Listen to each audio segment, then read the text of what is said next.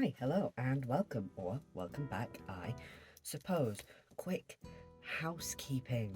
One, if the quality looks a bit different, I'm filming in different lighting, and I'm also using my front facing camera because last night, at about midnight, I filmed, I would say, 2/3 to 3/4 of my script, and then I just had this thing in the back of my head. I was like, oh, are we still filming?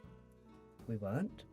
I'd recorded 20 minutes, whereas I'd been sat talking for minimum hour and a half, 2 hours. I'm not dealing with that again. I had 6% left battery in my battery as well, but yeah, I'm not dealing with that again, so I'm using my front-facing camera. I don't know how different it is. I've got a pretty good front-facing camera though, so seems alright to me. It's also weird that I can see myself because I usually can't. Yeah, also new lighting. You will see me using that as I go on. Also, I was trying to film this at night so the new lighting would look good.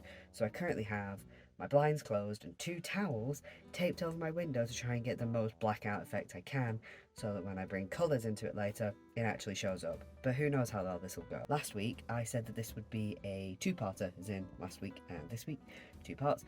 But actually, you're going to get 3 parts. You're going to have last week's video about the books. You're going to have this week's video talking about the adaptation of book 1, which is episodes 1 to 3 of the series, and then next week you get episodes 4 to 8, which is the adaptation of book 2. Oh yeah, and obviously spoilers ahead for episodes 1 to 3 of Heartstopper. Episode 1, the meat. So one of the very first things I noticed right out of the gate, I mean you can see it from just the promotional material at all, is that the casting, just on a pure visual level, is spot on. I mean, yes, I'm aware that these are good actors who have done a good job in portraying these characters and doing the role, but I am shallow, so I'm going to talk purely visually.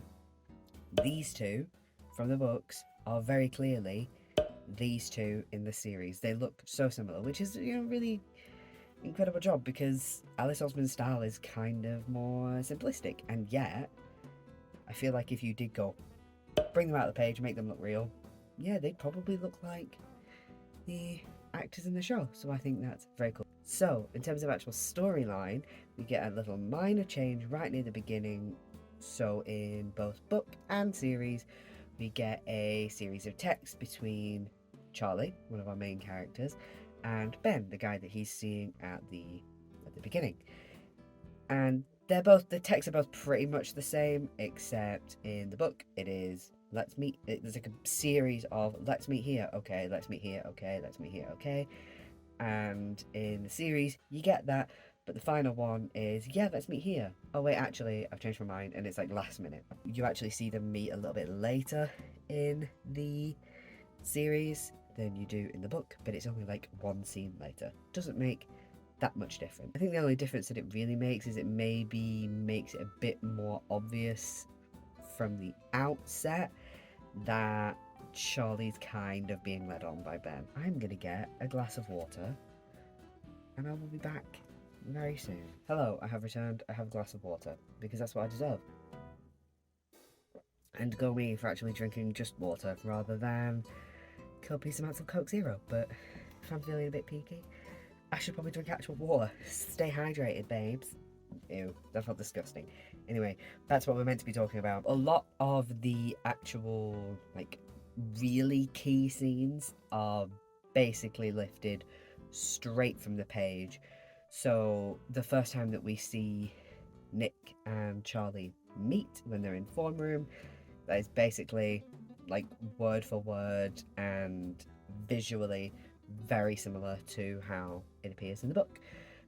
There are little shots where it looks like what is on the page, and I mean, dialogue, it makes sense. You've got a graphic novel, they're kind of usually really dialogue heavy, and then you're on TV, that's dialogue heavy.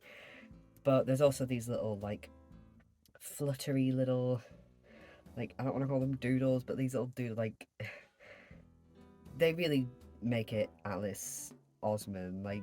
It looks like her work on the page. So you get that with during this scene there are these little leaves fluttering across the screen, and you get it in all sorts of places, like little flowers and leaves and sparks and all of that good stuff, and it looks really cute. And yeah, it really brings it to the fore that, like, I don't know how to explain it properly. Like, it just makes it really look Alice Osman. It really puts her stamp on it. Beyond this all being an adaptation of her work, visually it lends itself to making it look really her. After they meet, there's like a minor change, a proper minor change, where you have same scene of them going like walking past each other or seeing each other in form, all that good stuff, and they'll be saying hi to each other, usually with Nick saying it first, and then Charlie's like, hi, because he's adorable and awkward and all that good stuff, right? He's a little sweetheart and he's nervous. But they're saying hi to each other, it's sweet, and it like gets a bit more comfortable as it goes on. But the difference is, as far as I noticed, there isn't any indicator of time as there is in the book. In the book, during the scene, you get this kind of like day 1, day 2, day 3 as that goes on. Whereas in the series, I didn't see it, so I'm gonna say, and I may be corrected if I am wrong, but I didn't see an indicator of how much time has passed. Now, what that lends itself to is just how much it hurts when you have the little bit at the end with Ben, which isn't in the book, but I really like that it is in the series. It works really well. So they're saying hi to each other, Nick and Charlie, and then at some point Charlie sees Ben and he's like, hi, and Ben looks at him and is like, do I even know you? And it's rude for a start, but it really works to shine a light on the difference between Ben and Nick early on, like the sort of way they are foils for one another kind of thing. Without having that indicator of time, you don't necessarily know how long it's been between the music room scene where Ben and Charlie meet up, and this do I even know you, and not being able to see a time difference between that leaves it up for audience interpretation as to just how painful that's going to be. Because if you've got like the time indication it's been a week, it's sort of like the longer it's been, the less that's kind of going to hurt. But if that's a really short space of time between them, that's going to hurt even more.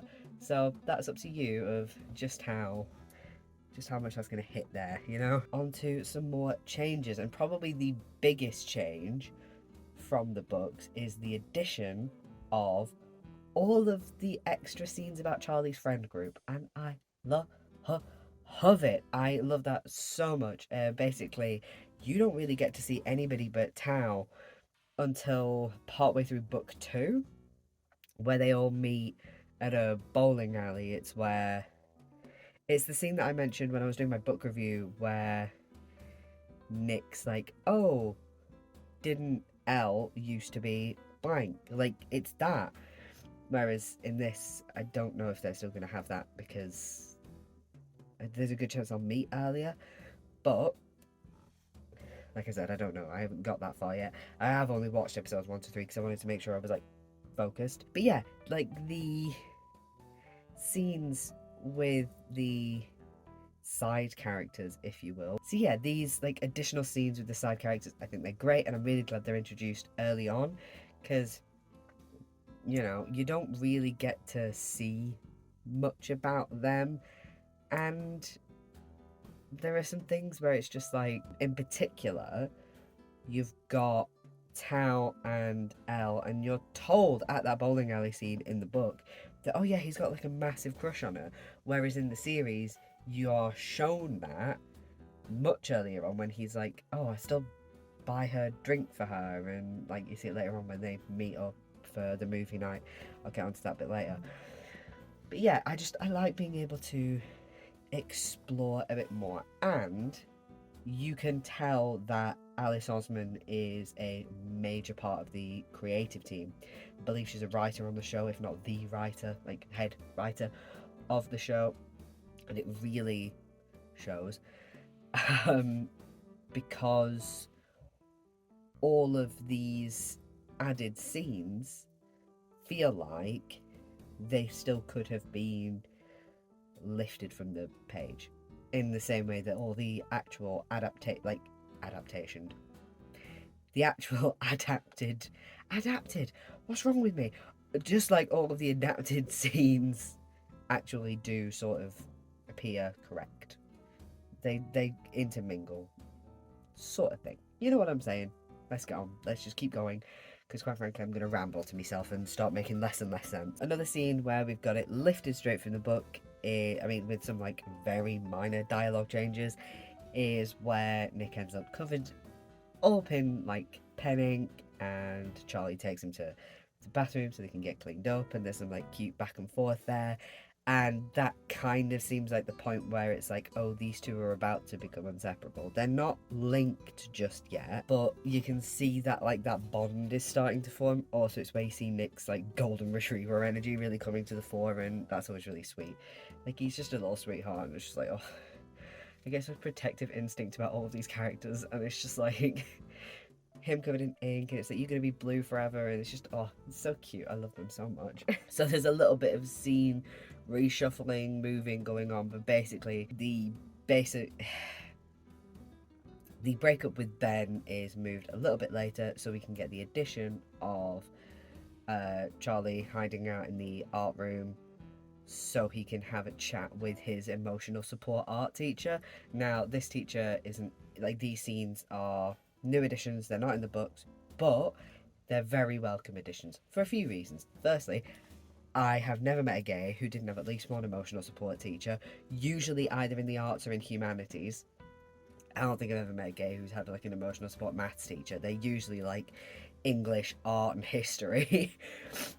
But I did when I was in. I mean, I wasn't quite ever as open as Charlie is, but quite frankly, my art teacher in secondary school and my English teacher in sixth form were definitely emotional support teachers, and especially my English teacher, I saw a lot of him in the art teacher in Heartstopper. Basically, it's like you're kind of calling somebody out on their bullshit when they need to be called out on it, but it's in a very loving and caring way.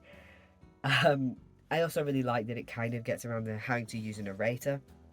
So on the page you see a lot of people's thoughts, but you can't really get that out there unless you either make it visual or have a narrator. And just having it, he voices that to somebody, works really well.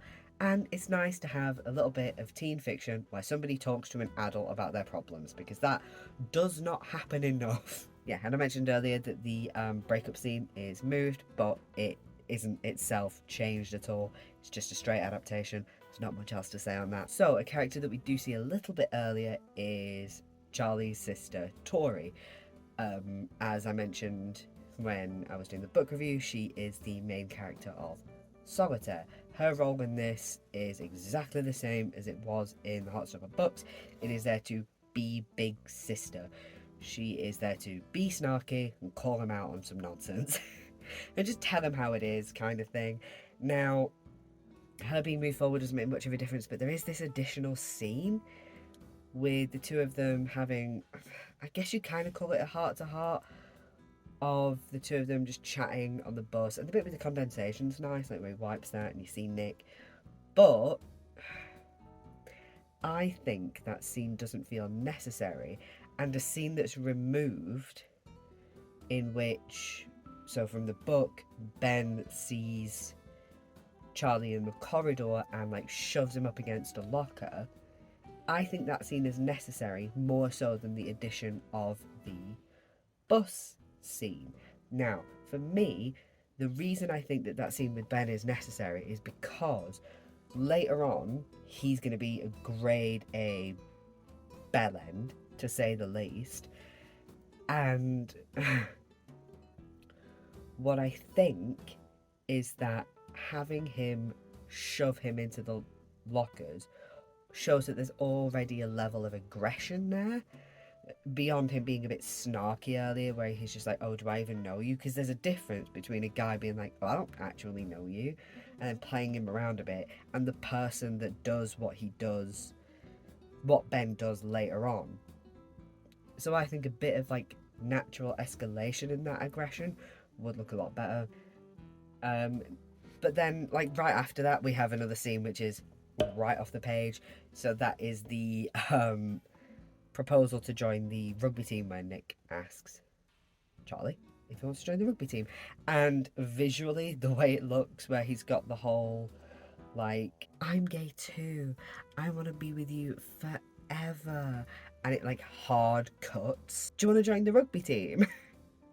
And I love that. I think that's great. I think that just works 10 out of 10. But yeah, what I was saying with the way that, like, I love you hard cut to, like, the I want to be with you forever hard cut to, do you want to join the rugby team?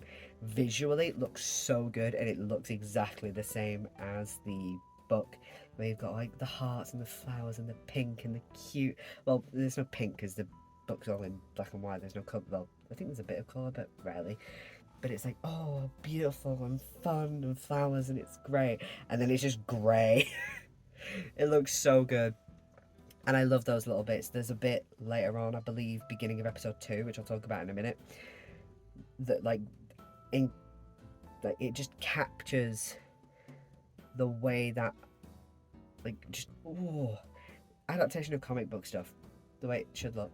It's just, oh, I love it very much. And yeah, it's like also just the adaptation point of it being looking like it's just lifted from the page. I love that shit. I love it so much. And there's also then the rugby montage after that. That's pretty much the same. The only difference being right at the end, in the book, we have a little scene of Nick and Charlie. They're having a chat, and Charlie's like, I don't feel like the rugby guys like me. And yeah, it's platonic, but Nick says outright, well, I like you. And that's really fucking sweet. And I don't know why that was cut out.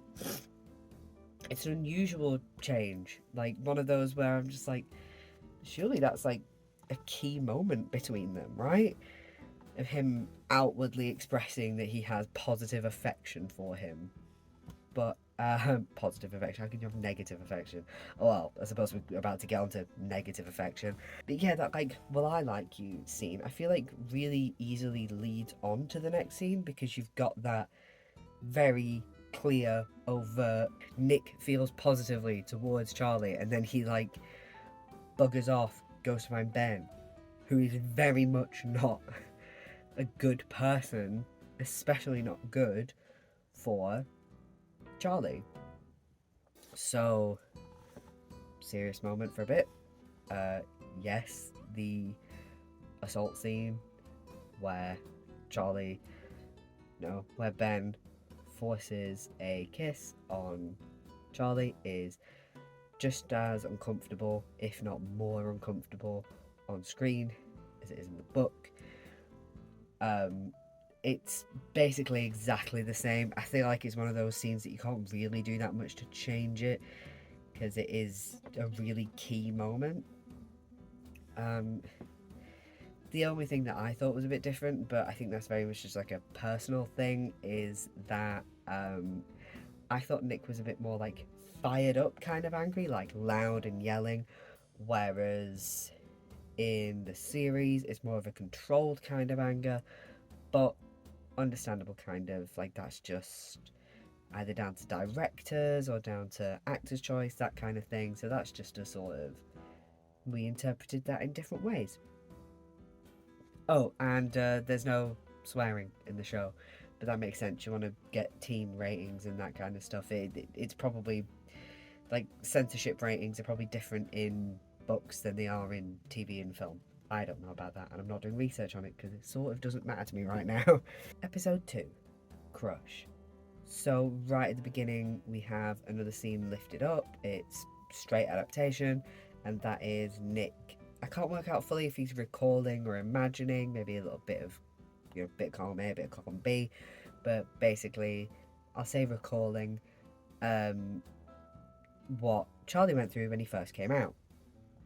Now, that is the scene that I was talking about, where it looks like it's been, like, just straight, that visual style of Alice Osman put on the screen, and it looks so good. It is one of my favourite moments of where they really make it, they do that blend of, like, the graphic novel style with the live action. Like if you've, I mean, these are very different tonally, but if you ever watch things like Sin City or Scott Pilgrim, the things that they do to really integrate the kind of graphic novel video game style, similar things going on with this with Heartstopper, and this is the best scene like that shows it. I just think it looks so good. Oh, chef's kiss. Speaking of good adaptation moments, we have basically the scene where Charlie explains to Nick what happened with Ben, the story with that, because in the book it is a long like bit of a text message with some little like snippets of like little like snapshots of what he's talking about. The way that's done in the series, I think it works really well. I think that's bang on. Any scenes with Elle, especially in the, well, at the very least, any scenes with Elle in this video are added extras. You do not see anything from her at all until the bowling alley scene in the book, so they're all added extras, and I thought they were great. Once again, it does just feel like it would fit, like if these were, like, they feel the same as the scenes that are actually adapted from the book. I mentioned that earlier. I think that's great. It's really nice to get to know a bit more about her, and same with Tara and Darcy. By the way, we will get on to talking about Tara a little bit later when we talk about episode 3. Side note, by the way, not talking about story here, but I think the fact that the actors are age appropriate is incredible. Now, obviously, I haven't looked up to find out how old they are. I don't know if they're exactly the same as the characters they're portraying, but we don't have a Kenny JD moment. Third and most importantly, a brooding hot 25-year-old teenager. So, back to what we're, like, actual storyline stuff. We have a couple bonus scenes, one with the art teacher and one with Elle, Tara and Darcy. The first one with the art teacher, I mean, it's great. In particular, I'm going to read straight from my script here to make sure I get the line right. Like, there's this one line that he says to Charlie, and it just like, fam, you didn't have to call me out like that. So we've got, when I was a teenager and had a crush on a straight boy, I just repressed it and suffered. Alright, just call me out. I really appreciate it, thank you. And the scene with Tara, Darcy and Elle, I really like, because it's one of those scenes where you get to see that this series is, as the books were, just as catered for the gays. Like, they're just as catered for the gays as they are. No, let me try that all again. So, after the art teacher scene, we have a scene with Tara, Elle and Darcy, and it's one of those scenes that basically serves to tell you that, just as with the book, this is not only featuring the gays, it is catered for them. So what I mean by that is that you've got these like little words, phrases, all that kind of thing. I mean, in the book, silly little thing that I noticed was like the keyboard smashing. Obviously lots of people keyboard smashing, but like it's a running joke with so many gays that I know about the idea of who keyboard smashes and all that kind of stuff. But here in the series, we have Tara and Darcy. They are seeing each other, but they're not super public about that. And Elle goes, oh, have you two been like best friends for a while or something like that? And Darcy responds with, yeah, we're just best gal pals. Beautiful. This show is for the gays. Yeah, I like those little lines where it's like, yes, I don't know if Alice Osman is a part of like the alphabet mafia, but she certainly knows how to write them well. And if she's not out, I do not want another Simon versus the Homo sapien agenda. I can't remember the author of that, but that was some bullshit. You shouldn't. Straight people are allowed to write gay characters if they know how to write them well. Now on to my favourite scenes, and they are, of course, the scenes with Nellie the dog. These scenes are almost 100% identical to that of the book, the only difference being a scene in the middle, but I'll get onto that in a minute. that isn't actually to do with the dog. The only actual difference with Nellie is that when they go out in the snow, they didn't put her in a little coat. And that's not causing me to like dock any adaptation points. I just think it would have been nice because I think she's very cute. The best actor in the show is Echo the dog. I'm sorry, everybody else. There's a joke, obviously she is not, but she is the best baby on the show. I love her very much, and I love that when you first see her, she shows her little teeth. I think she's so cute. I want to smush her face so bad. She's the cutest girl in the world. I just Echo the dog, Nelly the dog. I love you very much. I hope you get lots of kisses and lots of treats. I hope you get everything you want in the world. During the time spent at Nick's, like the same time where you do get to see the scenes with Nelly, there is one minor difference. I don't know whether to call it a minor or a major difference. It's just a one that I'm curious about. If anybody knows about this, feel free to let me know. So in the books, when they're playing Mario Kart, and Nick is like, "Oh my god, how are you so good at this?" And Charlie responds by saying, "Oh, it's because I'm really good at beating my brother." No, it's because I'm really good. It's because I always beat my little brother when I'm playing video games, is what I meant. But like when I said that, I didn't sound right. It's like that fucking Rey Mysterio tweet, the one from when he first was put on the cover of a WWE game. I'll find it and put it here. It's anyway, yeah. He's always like, yeah, because I spend so much time playing games with my little brother and I always beat him. The little brother's just not mentioned in the show, so I assume he's just been removed. He's not a hugely important character, but it's just a bit unusual because there's not really any point. You don't have to show him. The only reason that Tori is shown is because, like, she serves a purpose. The little brother can still be mentioned even if you don't show him on screen. Seems like a bit of an odd choice. Maybe it'll come up later. Seeing a little bit more of Nick at school outside of his time with Charlie, and at rugby. I know he's with Charlie there, but you know, it is quite nice. It's nice to see a little bit more of him, because you know, even though he is one of the two main characters, he's not expanded upon in quite the same way that Charlie is. So it's nice to see a bit more of him. But what I will say with that is my only issue is something rather than some things. And one I'll talk about later, who I'm a little bit on the fence about, we'll put it that way, but we'll get to that a little bit later on in this review. So after Harry invites Nick to his 16th, we get a little bit of scene shuffling going on. Basically, the scene where we get the rugby game that's brought forward, and so rather than texting Charlie to tell him that Nick's into a girl, he's there in person. Now, overall, when you're watching it, doesn't make that much difference. But when I was watching, because there's a few like bonus scenes in here as well with Elle and Darcy and Tara, but I, in my smooth brain fashion, got myself a little bit confused. So I think the best thing to do is get my notes and just read straight from that. The issue with rearranging is me finding out where we're supposed to be. Boo, fun screenwriting and adaptation. I want a simple reviewer's lie. I have a feeling that after this scene, where Elle finds out about Tara and Darcy, we'll be back on track. I was correct. I was not. We're missing bits from his visit. Maybe they're just cut or moved though.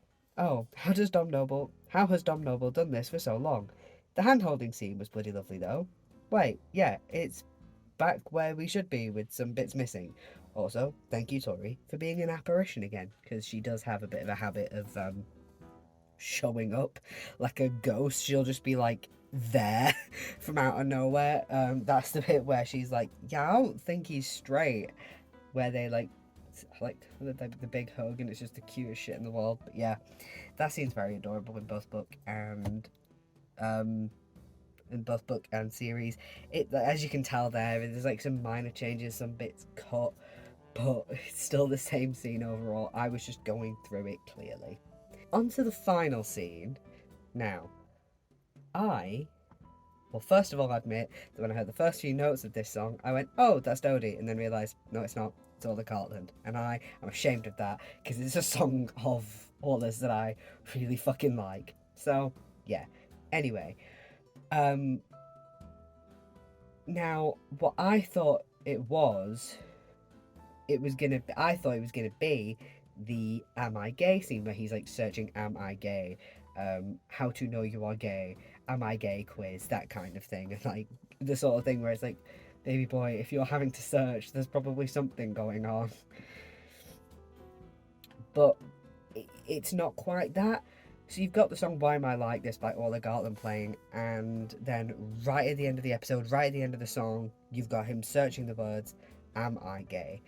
And I wish that rather than doing that, now this is just personally, maybe it's because I really like the song, maybe it's just because I wanted that scene all in one go, rather than having it at the bit at the end there and then all, like the full scene at the beginning of the next episode, I wish it was all in one go. Or at the very least, I wish we'd got, even though I'm aware, having a song called Why Am I Like This, playing over that scene would be a little bit on the nose.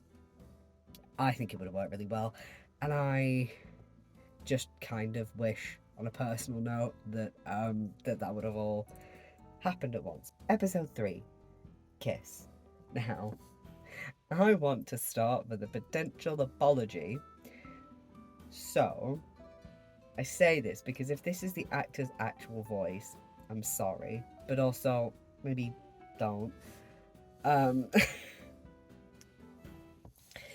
So let me make sure I get his name right. So we've got Cormac Hyde Corrin. He plays Harry, who's like the kind of, I mean, he's a dickhead. Frankly, he is one of the biggest bullies there. But he's the guy that is, like he is the birthday boy at the party. It's his 16th, and his voice. Again, I hope the actor doesn't speak like this, but the way he speaks as Harry, 10 out of 10, because it's so irritating. It is that kind of middle class to upper class white boy trying to speak like he's black. You know, like the female equivalent, like I like that female equivalent of like the posh girl where it's like, raw, where are my ciggies? You know, that kind of thing. It's the male equivalent of that. I don't really know how to do like the male equivalent, but like in my head, I just have the meme of like the raw, where are my ciggies? Yeah. That person. The male equivalent of that. It's just, oh, yeah, again, I hope the actor doesn't sound like that and I'm just being a bit offensive, but like, also at the same time, best not speak like that if you are a white kid. You sound like a knobhead. So at the beginning of this episode, there are like a bunch of new bonus scenes, or like the outside, like new characters and the side characters. The one that really sticks out to me is the group chat scene. So in this, we have Charlie, Tao, Elle, and Isaac, and the four of them are meant to be organising whether or not they're going to be at movie night. And Charlie's like, yeah, I'm not going to make it because I'm going to Harry's 16th. And you can see that this really upsets Tao, and it becomes clear that even though it's never said, it's really obvious that it's not quite. No, it's not quite. It becomes really obvious that it's probably not the first time this has happened. Because it seems to upset him a bit more than this being a one-time thing.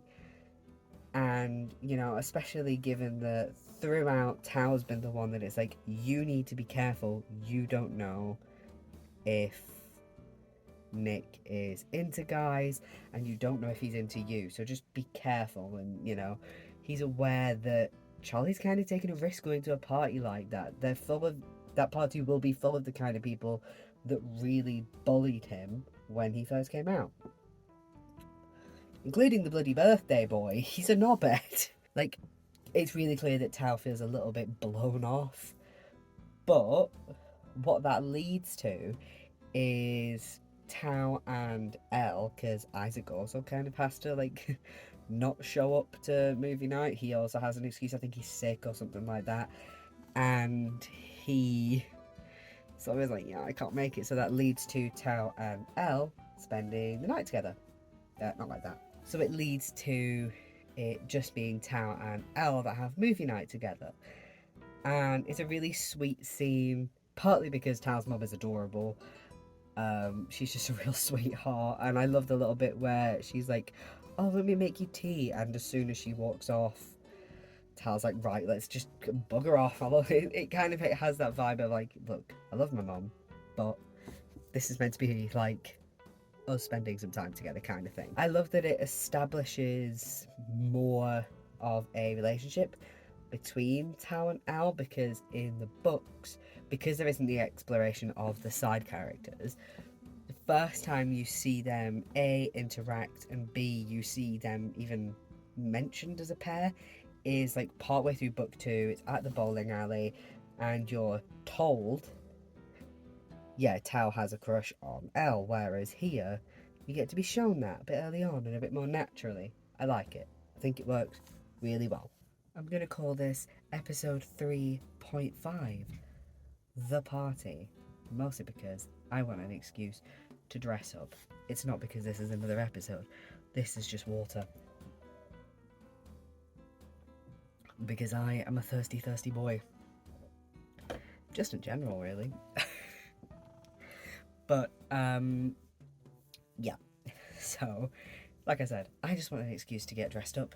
And speaking of getting dressed up, can we talk about how fucking revolutionary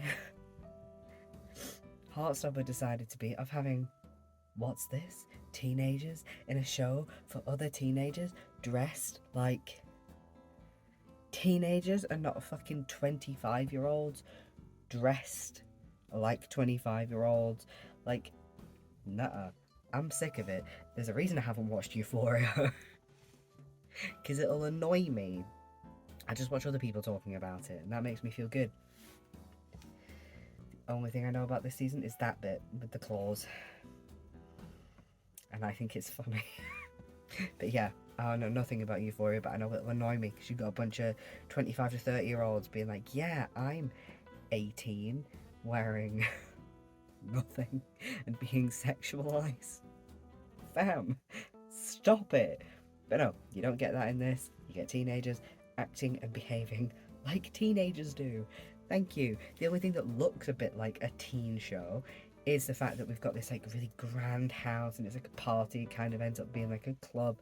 But it makes sense when you consider that Harry's parents are absolutely fucking minted. And it's discussed later on with Charlie and Nick. They're like, yeah, this seems like some super Sweet 16 type shit, and he'd fit right in on that show. So that gives you all the context you need. Also, yes, I am enjoying the way the ring light looks on my glasses. I think that's fun. I also don't know if I can read my script with these glasses on. They're not prescription. Cheers. Stay hydrated, kids. Right. So, earlier on, I mentioned that there have been some big changes to Tara. Now, it's one that doesn't seem like a huge change, but I think it does make a big difference. In the series, she's not out at all, apart from obviously to her girlfriend and to Elle. Like, there's very few people that know that she's gay. In the book, there's like a comment basically where she's like, yeah, you're one of like 3 people who doesn't know when Nick goes up and talks. Well, I say Nick goes up and talks to her, where Harry like shoves Nick and be like, talk to this girl because you're into her and she's fit. Because he's a bellend. And I kind of don't understand why this choice was made. The only thing I can kind of think of is that it might be that it makes more parallels between her and Nick, but still kind of don't get it. Like, for me, I always thought that her role in the book, because she is kind of one of those side characters that serves a role, not so much in the series because she has a bit more like expansion, but her role in the book was kind of to be like, look, there are other people apart from the person that you've got a massive crush on, that are out and proud and living their life. Also, the scene earlier where Tao is talking to Charlie and he's like, look, Nick's got this crush on Tara, maybe fucking leave it now. With us knowing she's gay, that scene is funny. How much funnier would it have been if everybody knew, apart from the select bunch of idiots? That would have made that scene so much funnier. Like, in one of those, like, oh, that's funnier in hindsight, but she's not. She is not out. I'm not sure why.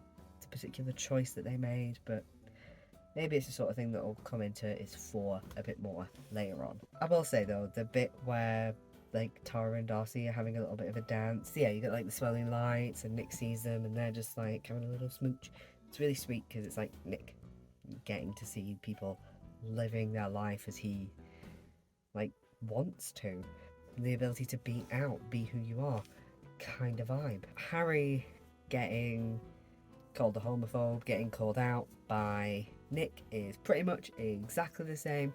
The only difference is the bad language, like the scene with Ben earlier, which, fine.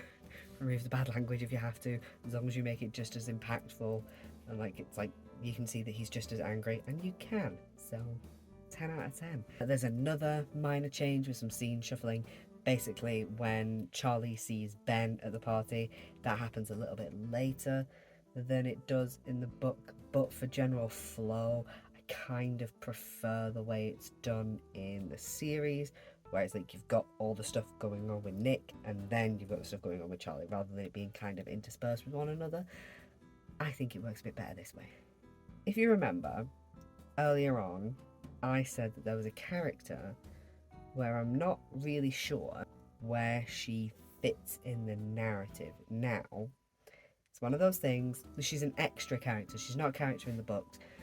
Now, in later episodes, she may well come into her own, and she might begin to make sense, but in these first few episodes, beyond, I'm talking about Imogen, by the way, I haven't said her name, I'm talking about Imogen, beyond her just having a crush on Nick, I can't really see where she fits in, and this doesn't seem like the sort of thing where they're gonna go for the love triangle thing, like a, oh, will he go for her?